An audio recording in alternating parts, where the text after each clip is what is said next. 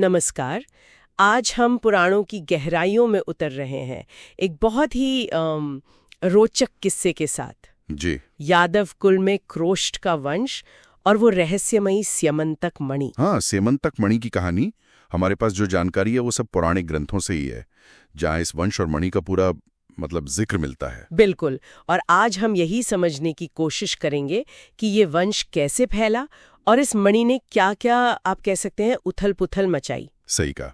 ये सिर्फ एक कहानी नहीं है, ये दिखाती है कि कैसे एक दिव्य चीज, एक मणि, रिश्तों में शक, लड़ाई, यहाँ तक कि हत्या का कारण बन गई। और इसमें भगवान कृष्ण भी उलझ गए। हाँ, ये बात तो है। तो कहानी शुरू होती है सत्राजित से, जिन्हें ये मणि मिली थी। जी, सत्राजित क्रोष्ट के ही वंशज थे। कहते हैं सूर्यदेव ने उन्हें ये मणि दी थी दोस्ती में। अच्छा। और ये मणि साधारण नहीं थी? नहीं, बिल्कुल नहीं। कहते हैं ये रोजाना ढेर सारा सोना देती थी। सोना? सच में? हाँ, सोना। और जहां ये रहती वहां ना अकाल पड़ता, न बीमारी आती।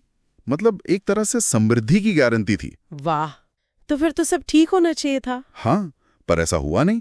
सत्राजित यादव कुल के थे, जिसमें कई बड़े वीर हुए, जैसे वसुदेव, कृष्ण के पिता। हाँ। उन्हें आनक दुंदुबी भी कहते हैं। हाँ, सुना है, उनके जन्म पर नगाड़े बजे थे। जी।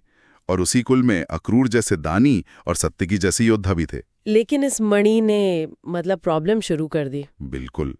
पहला विवाद तो तब हुआ जब कृष्ण ने सत्राजित से कहा कि ये मणि राजा उग्रसेन को दे दें, ताकि इसका फायदा पूरी द्वारका को मिले। और सत्राजित ने मना कर दिया। हाँ, मना कर दिया। शायद मोह था या अहंकार।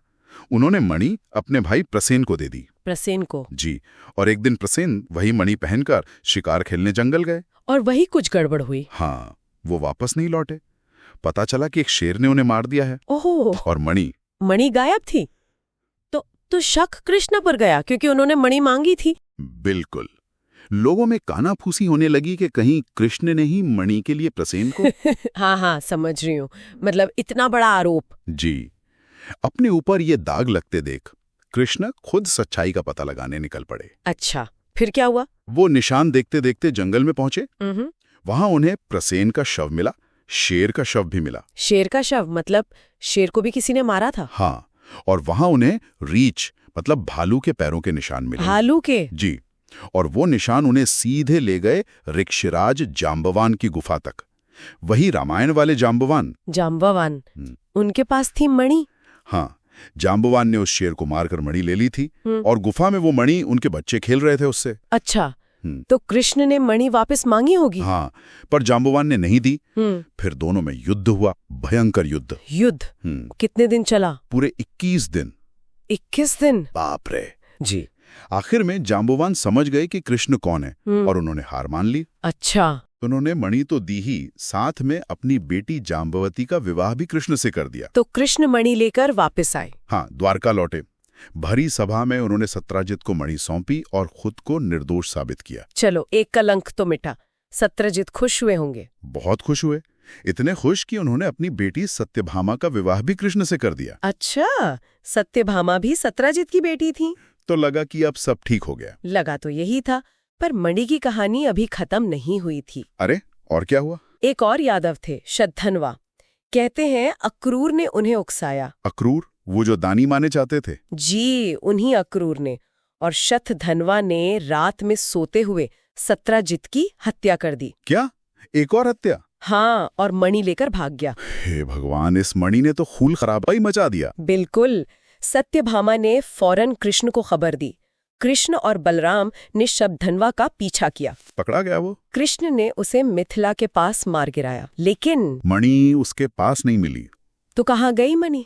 कृष्ण ने अपनी योग दृष्टि से देखा कि शतधन्वा मरने से पहले मणि अक्रूर को दे चुका था। अक्रूर को? अक्रूर इस सब में शामिल थे। ऐसा ही लगता है। कृष्ण द्वारका लौटे, सभा बुलाई और बड़े ही डिप्लोमैटिक तरीके से अक्रूर से कहा कि मणि अब आपके पास है, उसे प्रकट करें। और अक्रूर ने दी? हाँ, अक्रूर ने मणि सभा में रख दी। तो कृष्ण ने मणि ले ली होगी? ली तो, पर सबको दिखाने के बाद उन्होंने वो मणि वापस अक्रूर को ही सौंप दी। वापस दे दी? क्यों? शायद यादवों में फूट ना पड़े या अक्रूर का मान बना रहे। कृष्ण की लीला वही जाने, पर मणि अक्रूर के पास ही रही। तो ये थी स्यमंतक मणि की पूरी कहानी। आक्रोश के वंश से शुरू होकर हत्या, शक, युद्ध और आखिर में एक अजीब सा समाधान। हाँ, ये कहानी सिर्फ मणि की नहीं है। ये सम्मान, लालच, शक, वीरता, कूटनीति, इन सब का मिश्रण है। दिखाती है कि कैसे एक शक्तिशाली चीज अच्छे लोगों के मन में भी उथल-पुथल मचा सकती है। सही बात है। पारिवारिक इतिहास, व्यक्तिगत इच्छाएं, ये सब कैसे भाग्य तय करती हैं। बिल्कुल।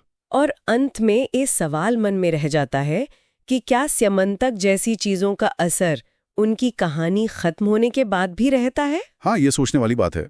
या फिर जैसा कुछ ग्रंथ कहते हैं कि सिर्फ इन कहानियों को सुनने या पढ़ने से ही जीवन में जो झूठे आरोप लगते हैं या गलत फहमियां होती हैं, उनसे लड़ने की ताकत मिलती है। ये एक दिलचस्प विचार है सोचने के लिए।